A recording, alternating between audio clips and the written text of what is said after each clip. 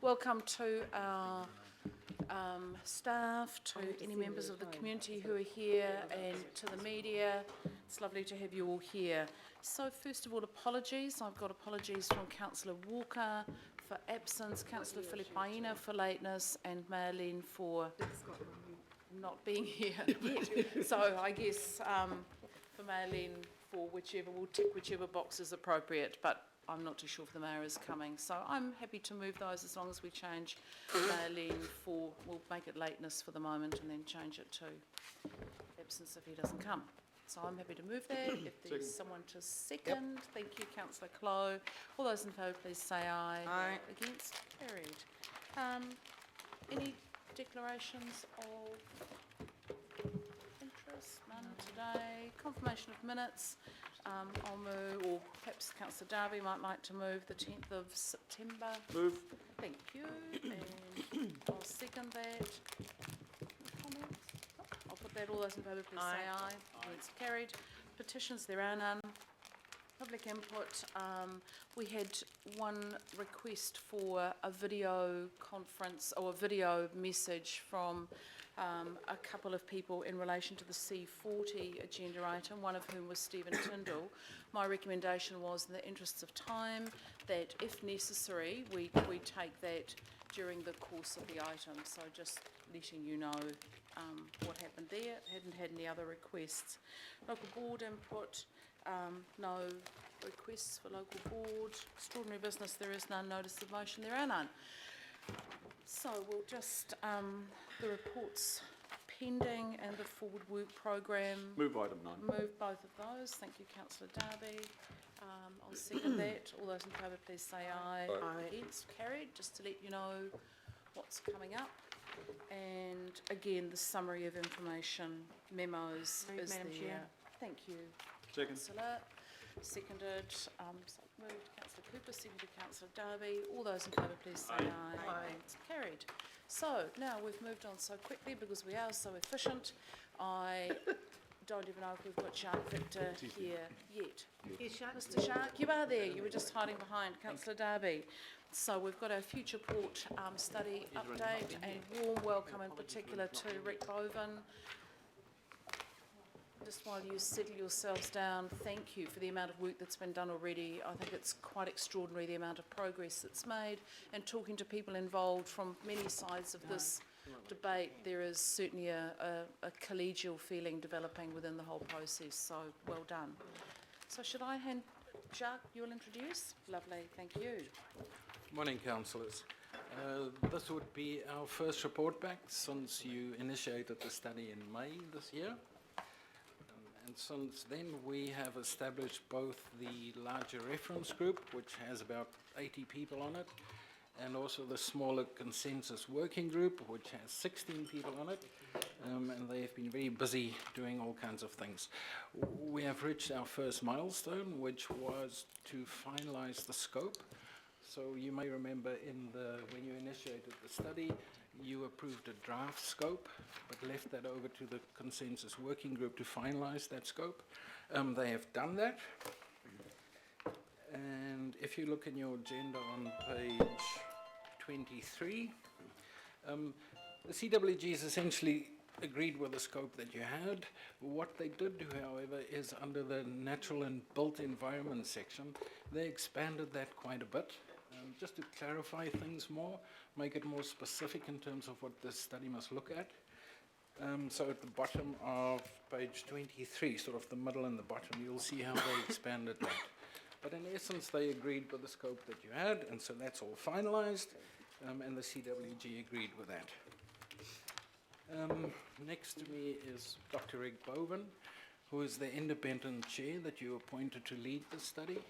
And I'm going to hand over to Rick in a moment. And next to Rick is Toby Shepherd, who is the main person inside the council that works with Rick and supports the CWG. So over to Rick. Lovely, thank you, Jacques. Welcome, Rick. Thank you, and good morning, councillors and others. So I'm just going to give you a very brief update on what we've been doing and how it's been going, and we'll take any questions, obviously. So the main thing that we've been doing so far, we started out bringing the this consensus working group together once it was appointed, and it's put quite a bit of effort into building shared understanding within the group. That was a foundation for agreeing the scope. We're moving now to operating the procurement process and preparing for the development of the recommendation to council, building understanding and establishing our operating style. The initial project design I thought was fit for purpose. I think it still seems to be fit for purpose. It's that aspect of it's working well, and I and the consensus working group are getting very good support from Jack and Toby and Edith and other council officers. We have a regular report back to a group led by Stephen Town, where we can cover off any sort of operational issues that are arising. But there hasn't been too much in the way of those so far. The consensus working group has met 6 times so far, with another meeting next week. Our standard meeting runs about 4 to 5 hours. It's a good group in my assessment. It's fit for purpose. And what has become clear is that the members of the group are aligned on the long-term interests of Auckland being the goal. Obviously they have different understandings, although developing understanding of one another's position and the problem itself, and they have different constituencies, but they're working well so far.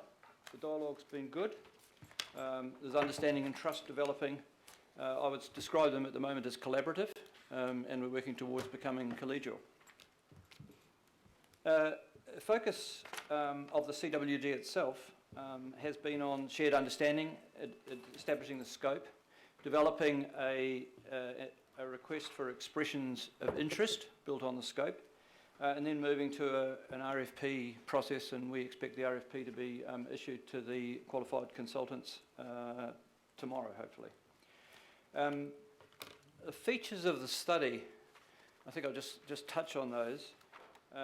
Things that are important to us. The importance, the criticality of freight provision, the long-term future process. Its focus, it's so important that this has got a 30 to 50 year time horizon. We don't get ourselves caught up in the immediate issues, and people are understanding that. Yep. Of course, that creates quite a bit of uncertainty. What are the volumes going to be when you look out that far? What technologies are going to be available? What are the states of the world? And that creates some methodological challenges, which we hope the consultants will help us with. We also need to consider the wider impacts of any port decision that might be made. The value of the port and alternative uses, should there be alternative uses for parts or all of the port facility, and a very wide range of criteria. So it's a problem that's characterised by a relatively narrow range of options, but quite a wide range of criteria.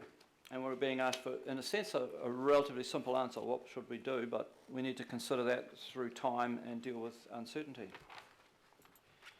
We've had one review with the reference group, sharing the scope with them and getting their feedback. We've released the scope to be transparent and to build wider understanding of the issues and the criteria for choice, because the time period that we're working towards, of course, is when after the consultants report to us and before we need to develop our consensus view and report to council.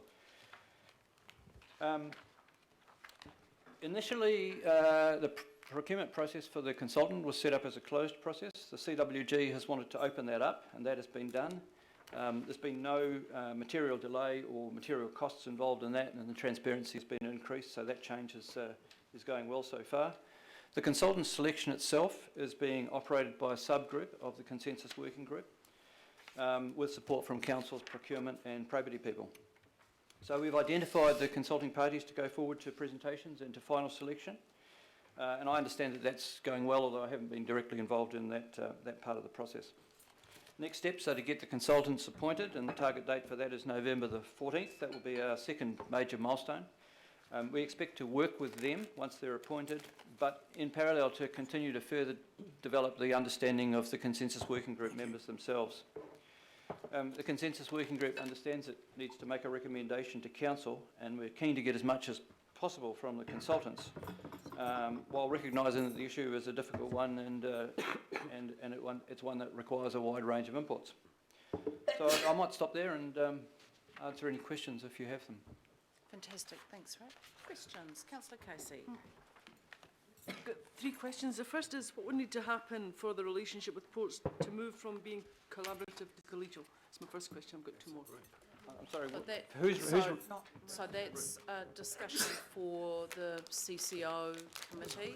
And councillor, you'll be aware that we've recently made changes to the ACIL board, and our direction to the collaborative relationship with the port is directed through our relationship with ACIL, and believe you me, there's a lot of energy being put into that. So let's pick up the report back at that committee.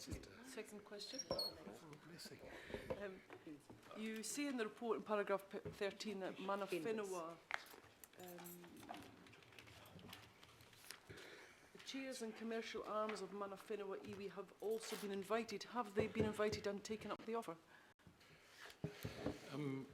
Through the chair, so the reference, so that's to the reference group. There's only been one reference group meeting since we started the process, apart from the initial one of forming it. I think some of them did at the reference group, but certainly not all of them. Can you tell But me the who did? invitation- How many were invited? It says 4. Who did and who didn't? No, the 4 are the 4 representatives of Mana Whenua on the CWG. Right. The commercial arms and all iwi are on the bigger reference group. How many were invited and how many took up All the of offer? them invited. So all 19 iwi, plus if they have a commercial arm, whoever from the commercial arm as well. I don't know how many attended on the day. Certainly not the majority of them, very few maybe, but they are part of the group. Yeah. But sorry, I don't remember how many attended, but it was not a lot, no. But Not the at that invitation first was meeting. extended to all. That's cool. Yeah, no, everybody is invited. And the last one, councillor? Oh, the last one, sorry. You know the consultant, is it a New Zealand-based consultant or have you gone overseas? It's been opened up through GETS, and we Through what?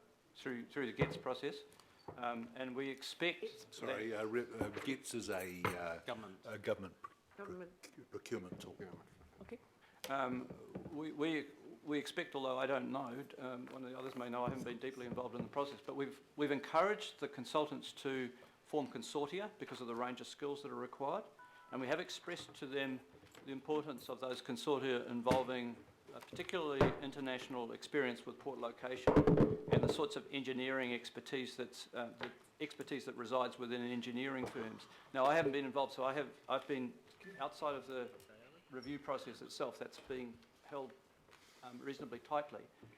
But I would expect that there will be international input. I'd be very surprised if there wasn't. And in the discussions that I had with consultants in terms of briefing them, they were asking, to what extent do you value our international affiliations? Oh, my question is, how much do you value New Zealand-based experience also? Is there a weighting for that? Well, I think that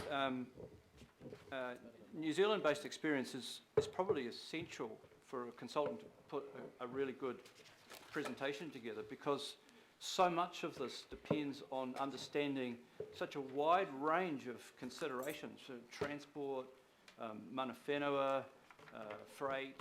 There's a lot of local knowledge that's really required to put a good presentation forward. So I suspect that somebody could put a good proposal together as a New Zealand company, but I'd be really surprised if you could put one together without that local knowledge. Thank you. Councillor Quacks? Sorry. Oh, sorry. Point of order, and it's a weird point of order. Can the speaker get his own microphone right in front of him? Ah. And it's I not think him, but it's just... Just a point of practicality, councillor.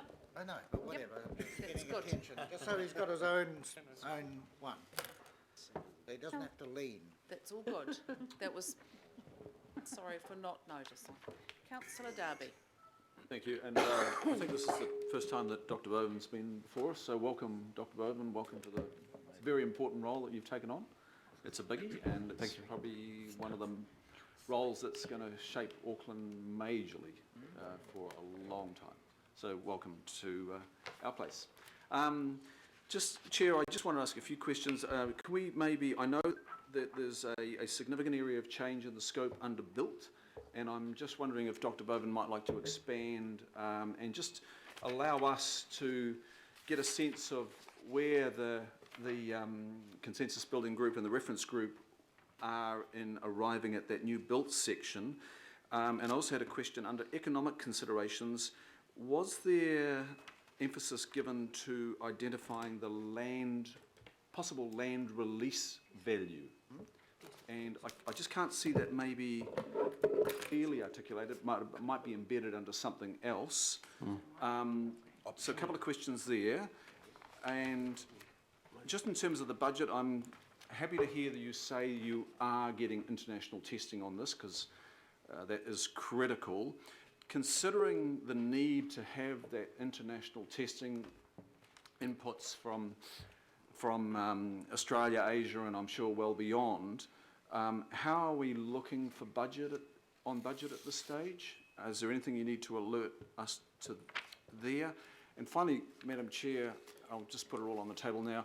I'm just wondering whether the B might be that the committee endorses the Port Future scope finalised, because remember we endorsed a draft, and I would not like us to be in a situation where we didn't actually endorse the finalised scope, but maybe that's a question for Mr Quinn after the answers from Mr Bowen on the first part. Councillor Darby, Sorry, Dr Bowen. although we're doing questions, and I've got another couple of people wanting questions, if you're happy to move those two recommendations with that change, that makes sense. Okay, does that sound good, Mr Quinn?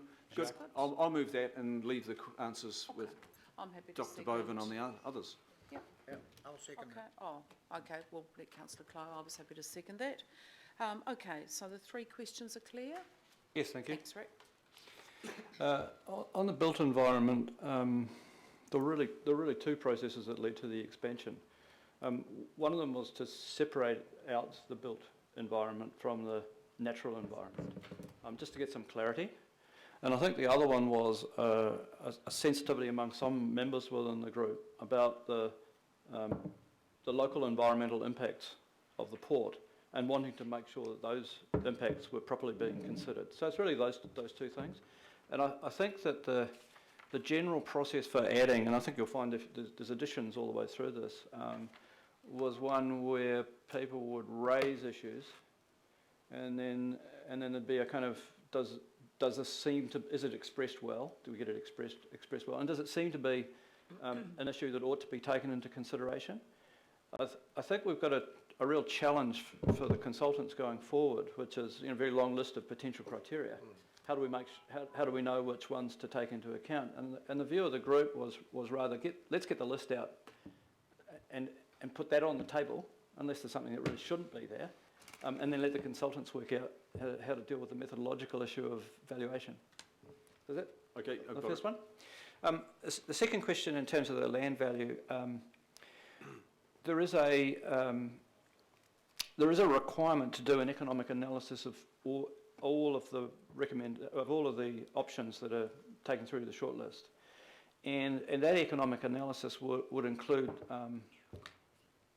potentially financial, GDP, and the impact on the economics of council, so and ratepayers. So to the extent that there is a land release option, that would be taken into account in terms of those considerations. But I think what we've got to be careful of here is that when we do an economic analysis, we don't do it from the point of view of the port or the owner or Auckland or the freight purchaser. It has to be done from the point of view of all of them, in a sense, which creates, again, another methodological challenge. But the short answer is yes, it's included.